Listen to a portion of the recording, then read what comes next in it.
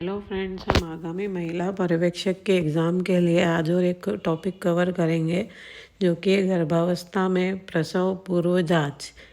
अब गर्भावस्था में प्रसव पूर्व जो जांच होती है उसमें सबसे इम्पॉर्टेंट जांच होती है कि जैसे भी आपको प्रेगनेंसी का पता चलता है तो गर्भवती होने पर एक गर्भवती महिला के शरीर में HCG हार्मोन बढ़ने लगता है। अब HCG हार्मोन क्या होता है? Human chronic gonadotropin hormone. यह एक ऐसा हार्मोन है जो सिर्फ प्रेगनेंसी के वक्त ही महिला की बॉडी में बढ़ने लगता है। जब जो निषेचित अंडा होता है वो गर्भाशय की दीवार से जुड़ता है तब HCG हार्मोन बनता है। अब HCG हार्मोन निषेचन जो हुआ है उसके 6 दिन बाद बढ़ता है और HCG हार्मोन का बढ़ने का स्तर इतना होता है कि वो 2-3 दिन में ही 2 से 3 गुना बढ़ जाता है। अब HCG गर्भावस्था के दौरान जो प्लासेंटा होता है उसके द्वारा उत्पादित एक हार्मोन है। अब HCG हार्मोन जो है उसका कार्य क्या होता है? भ्रूण को सहारा देता है और जो गर्भाशय की परत होती है उसको मोटा करने का काम करता है। यदि गर्भाशय की परत अच्छी होगी तभी वो बच्चे को अच्छे से पोषण मिल पाएगा। HCG हार्मोन शरीर में जो महिला के मासिक धर्म होते हैं उनको रोकने का भी काम करता है। प्रेगनेंसी टेस्ट कितने प्रकार के होते हैं ये पढ़ेंगे हम। अब प्रेगनेंसी टेस्ट आपको जैसा पता ही है कि यदि उसकी किट भी आती है मार्केट में जिसको महिलाएं घर पे भी यूज़ करके और प्रेगनेंसी का पता लगा सकती हैं।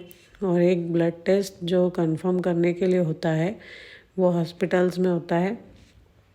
अब प्रेगनेंसी हार्मोन जो HCG है उसका लेवल कहाँ कहाँ पर बढ़ता है? तो उसका लेवल पेशाब में और खून में दोनों में उसकी मात्रा बढ़ती है और वो उससे डिटेक्शन होता है कि महिला प्रेग्नेंट है या नहीं है। अब ब्लड टेस्ट में कौन सा टेस्ट होता है प्रेगनेंसी पता करने के लिए? तो ब्लड टेस्ट में सीरम बीटा HCG टेस्ट होता है जिससे कि महिला के गर्भवती होने की पुष्टि होती है। ब्लड टेस्ट के द्वारा ही एक्यूरेट पता चलता है, लेकिन यूरिन प्रेगनेंसी टेस्ट जो घर पे होता है उसमें 1 से 2 सप्ताह में प्रेगनेंसी का पता चलता है। इस प्रकार से इस टॉपिक में से भी आपके 2-3 क्वेश्चंस बन सकते हैं कि कौन से हार्मोन से गर्भवती होने का पता चलता है और गर्भावस्था में HCG हार्मोन का क्या रोल होता है और प्रेगनेंसी टेस्ट में कौन कौन से प्रकार के होते हैं और ब्लड में प्रेगनेंसी का पता करने के लिए कौन सा टेस्ट होता है। इस प्रकार से आपके 2-3 क्वेश्चन इसमें बन जाएंगे। इसी प्रकार यदि HCG की मात्रा ब्लड में 5 MUI/ml से अधिक है तो महिला को गर्भवती माना जाएगा। अब मातृ एवं बाल स्वास्थ्य कार्यक्रम के द्वारा यूरिन में गर्भावस्था का पता लगाने के लिए एक निश्चय rapid in vitro diagnostic kit launch की गई है। ये प्रश्न भी आपसे पूछा जा सकता है कि कौन सी किट गवर्नमेंट के द्वारा लॉन्च की गई है। अब गर्भावस्था में प्रसव के पूर्व जांच पढ़ेंगे हम। प्रसव के पूर्व जांच क्या होती है? तो जैसे आंगनवाड़ी और NRHM जो साथ में मिलकर काम करते हैं, तो आंगनवाड़ी पे जो भी टीकाकरण दिवस होता है मंगलवार या शुक्रवार के दिन आंगनवाड़ी कार्यकर्ता और ANM सभी गर्भवती माताओं को आंगनवाड़ी में बुलाती हैं, या तो फिर हॉस्पिटल में भी महिला के ब्लड प्रेशर, खून की जांच, पेट की जांच आदि जांचें होती हैं। अब गर्भवती महिला के प्रसव पूर्व कुल कितनी जांचें होती हैं? गर्भवती महिला के प्रसव पूर्व कुल 4 जांचें होती हैं। ये क्वेश्चन पूछा भी गया है और अभी भी आ सकता है कि गर्भवती महिला की कुल प्रसव पूर्व कितनी जांचें होती है, तो आपको बताना है कि 4 जांचें होती हैं। अब इसमें पहली जांच कब होती है? 12 सप्ताह के भीतर या गर्भ का पता चलते ही। अब हम इसे ऐसे भी बोल सकते हैं कि पहली जांच कब होगी? तो माहवारी छूटते ही या माहवारी के छूटने से 3 महीने के अंदर अंदर। फिर दूसरी जांच कब होती है? 14 से 26 सप्ताह के भीतर या फिर गर्भावस्था के चौथे से छठे महीने में। फिर तीसरी जांच कब होती है? तो 28 से 34 सप्ताह के भीतर। और चौथी जांच कब होती है? तो 36 सप्ताह से प्रसव के काल तक। ये क्वेश्चन आपसे पूछा जा सकता है कि कब कब गर्भवती की जांचें होती है। गर्भवती जैसे ही कोई महिला होती है तो उसे अपना पंजीकरण स्वास्थ्य केंद्र और आंगनवाड़ी केंद्र में करवाना चाहिए। गर्भवती महिला की जांच को ANC भी बोलते हैं। तो यदि आपको प्रश्न ऐसा आए कि गर्भवती महिला की प्रसव पूर्व कितनी ANC होती है, तो इसका मतलब भी प्रसव पूर्व जांच ही होता है। ANC मतलब एंटीनेटल चेकअप, मतलब प्रसव पूर्व। जैसा कि अभी मैंने आपको सप्ताह वाइज बताया था, अब मैं आपको महीने वाइज बताऊंगी कि जांच कब कब होंगी। तो पहली जांच कब होगी? माहवारी के छूटते ही या माहवारी से 3 महीने के भीतर। फिर दूसरी जांच कब होगी? तो गर्भावस्था के चौथे से छठे महीने में। फिर तीसरी जांच कब होगी? तो गर्भावस्था के 7वें से 8वें महीने में। और चौथी जांच कब होगी? गर्भावस्था के 9वें महीने में। अब पहली और आखिरी तो आपको याद करना इजी है, क्योंकि पहली तो माहवारी के छूटते ही होगी और आखिरी कब होगी? 9वें महीने में। तो आपको बीच की 2 याद रखनी है कि दूसरी जांच कब होगी? चौथे से छठे महीने में। और तीसरी जांच कब होगी? 7वें से 8वें महीने में। अब ANC का फुल फॉर्म तो मैं आपको बता चुकी हूँ। अब प्रसव पूर्व कौन कौन सी जांच होती है? तो रक्तचाप, वजन, ऊंचाई, खून की जांच, मूत्र में शक्कर और प्रोटीन की जांच, और गर्भवती को टीकाकरण का टिटनस टॉक्साइड का इंजेक्शन लगना, पेट की जांच, आयरन और कैल्शियम की गोलियां दी जाती हैं।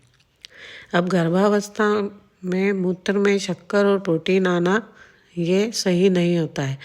यदि आपसे एक सवाल ये भी बनता है कि मूत्र में यदि गर्भवती की शक्कर आ रही है, मतलब उसे डायबिटीज़ है, तो कुछ महिलाओं में ये होता है कि उन्हें पहले से कोई डायबिटीज़ नहीं होती है, लेकिन प्रेगनेंसी के समय उन्हें बस प्रेगनेंसी के टाइम तक ही डायबिटीज़ रहती है। तो उस डायबिटीज़ को क्या बोलते हैं? उस डायबिटीज़ को जेस्टेशनल डायबिटीज़ बोलते हैं। ये क्वेश्चन आपको 1 नंबर पक्का दिला सकता है एग्ज़ाम में। इसलिए आप ये याद रखें कि गर्भावस्था के दौरान होने वाली डायबिटीज़ को जेस्टेशनल डायबिटीज़ बोलते हैं। गर्भावस्था से रिलेटेड कोई भी चीज़ आए, यदि जेस्टेशनल वर्ड आ रहा है, तो आप को यदि तुक्का भी लगाना हो तो जेस्टेशनल देख के आप लगा सकते हैं। अब गर्भावस्था के दौरान 9 से 11 किलो वज़न या 10 से 12 किलो वज़न बढ़ना चाहिए गर्भवती का। अब टिटनस टॉक्साइड का इंजेक्शन गर्भावस्था में 2 बार लगता है 1 महीने के भीतर, जिससे बच्चे और माता दोनों को टिटनस टॉक्साइड के जानलेवा जोखिम से बचाया जा सकता है। अब आपको ये भी पूछा जा सकता है कि पूरे गर्भकाल के दौरान महिला को कितनी बार टिटनस टॉक्साइड का टीका लगता है? तो आपका आंसर होना चाहिए 2 बार। अब टिटनस टॉक्साइड क्या होता है ये आपको बीमारियों वाले सेक्शन में पता चल ही जाएगा। अब आयरन और फोलिक एसिड की टेबलेट। गर्भवती महिला को सबसे ज़्यादा खून की कमी की परेशानी होती है, और खून की कमी से होने वाली बीमारी को एनीमिया बोलते हैं। ये क्वेश्चन भी आपको आ सकता है। अब गर्भावस्था के दौरान आयरन और फोलिक एसिड की गोलियां दी जाती हैं 100 गोलियां। इसको IFA टेबलेट भी बोलते हैं, आयरन फोलिक एसिड टैबलेट्स। गर्भावस्था के चौथे महीने में आयरन फोलिक एसिड की 1 गोली रोज़ भोजन के उपरांत लेनी होती है। और अगर किसी महिला को ज़्यादा खून की कमी और यदि वो एनीमिक है तो उसको 2 गोलियां रोज़ सुबह और शाम भोजन के बाद लेने की सलाह दी जाती है।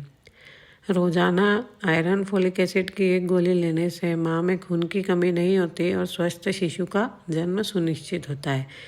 जैसे कुछ महिलाओं को आयरन की गोली खाने के बाद जी मचलाने की दिक्कत होती है, तो आंगनवाड़ी कार्यकर्ता और ANM उन्हें बताते हैं कि आप खट्टी चीज़ें खाएं ताकि उन्हें जी मचलाने की दिक्कत ना हो। नहीं तो बहुत सी गर्भवती महिलाएं क्या करती है कि आंगनवाड़ी से गोलियां ले तो जाती हैं, लेकिन उनको घर जाके जी मचलाना और ये सब होता है तो वो बंद कर देती है और झूठ बोल देती है कि हाँ हम खा रहे हैं। इसीलिए अपन लोगों के द्वारा, कार्यकर्ताओं द्वारा ये समझाया जाता है कि आयरन की गोली लेने के बाद आप लोगों को कुछ खट्टी चीज़ खानी है, जिससे कि उनको जी मचलाना और कोई और दिक्कत ना हो। और उसके बाद आयरन की गोली खाने के बाद आयरन का एब्जॉर्प्शन विटामिन सी से अच्छा होता है। और नींबू, संतरा, आंवला और जो खट्टी चीज़ें हैं उनमें विटामिन सी की मात्रा अधिक होती है, जिससे कि आयरन का एब्जॉर्प्शन बढ़ता है। तो इसलिए आपको एक क्वेश्चन ये भी आ सकता है कि आयरन का एब्जॉर्प्शन कौन सा विटामिन बढ़ाता है, तो विटामिन सी से आयरन का एब्जॉर्प्शन बढ़ता है। अब हम देखेंगे रक्तचाप। तो स्वस्थ रक्तचाप जो ब्लड प्रेशर होता है वो 120/80 होता है। 120 सिस्टोलिक होता है और 80 डायस्टोलिक होता है। यदि गर्भवती का रक्तचाप 140/90 से ज़्यादा होता है तो उसके स्वास्थ्य को खतरा होता है। अब हम पढ़ेंगे प्री एक्लेम्शिया। इसका मतलब होता है उच्च रक्तचाप का बिगड़ना, जो मूत्र में अतिरिक्त प्रोटीन के साथ होता है, जो गर्भावस्था के 20वें सप्ताह के बाद विकसित होता है। यदि किसी को प्री एक्लेम्सिया हुआ है तो उसका बीपी बढ़ा हुआ होगा और इसके कारण उसको दौरे पड़ते हैं और कभी कभी रक्त और लीवर की समस्याओं का कारण भी बनता है। और इसमें एक इम्पॉर्टेंट टॉपिक होता है हीमोग्लोबिन। हीमोग्लोबिन क्या होता है? हीम और ग्लोबिन प्रोटीन से मिलके हीमोग्लोबिन बनता है। हीम मीन्स आयरन और ग्लोबिन एक प्रोटीन होता है। तो हीमोग्लोबिन गर्भावस्था के दौरान 11 या उससे अधिक होना चाहिए। इससे कम वाली जो महिलाएं हैं उनको एनीमिया की दृष्टि में रखा जाएगा। उन महिलाओं को हम एनीमिक महिलाएं बोलेंगे और उनका हमें विशेष तौर से ध्यान देना है ताकि वे आयरन फोलिक एसिड की दवाइयाँ लेती रहें। ये हमने आज पूरा टॉपिक पढ़ लिया है। गर्भवती की देखभाल, गर्भावस्था में प्रसव के पूर्व जांच, प्रसव के पूर्व कौन कौन सी जांचें होती हैं, उसके बाद हमने tetanus, iron folic acid, blood pressure, haemoglobin, pre eclampsia, ये गर्भवती वाला पूरा टॉपिक हमने इसमें कवर कर लिया है। तो आप लोग सभी लोग, हम बहुत मेहनत से वीडियोस बना रहे हैं, तो देखें, याद करें और अपने नंबर बढ़ाएं और हमारे वीडियोस को लाइक, शेयर और सब्सक्राइब करें ताकि हमें और नए वीडियोस बनाने का मोटिवेशन मिले। धन्यवाद।